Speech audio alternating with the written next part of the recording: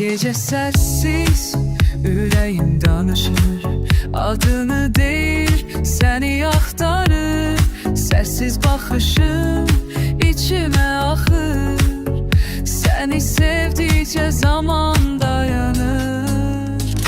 Qal benimle bu gece, gedək uzaq hekayəyə.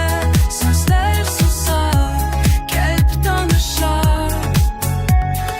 Sevgi ilə burada başlar. Qal benimle bu anda, kopmayaq hiçbir yalanda.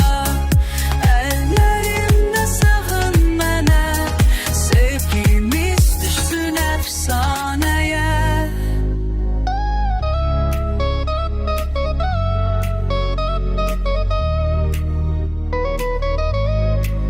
Yolları uzun ama senle yüngül.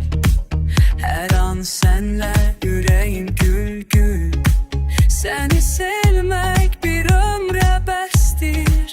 Bir baxışın her şeye değerdir. Karanlıklar söner ışığında. Her gece nur olur adında.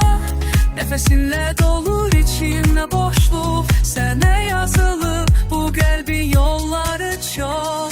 Kal benimle bu gece, gider uzak hekayeye. Sözler susar, kalp danışar. Sevgiyle burada başlar.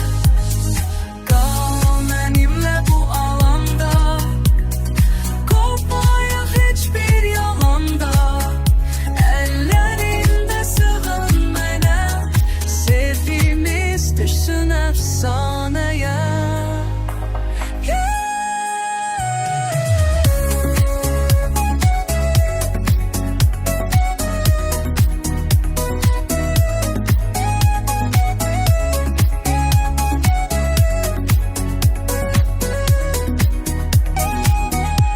Gecenin içinde ulduz tek parla. Ürək seninle tamamlanar da. Sözler azdır, bəs eləmir heç. Seninle həyat daha da geçer.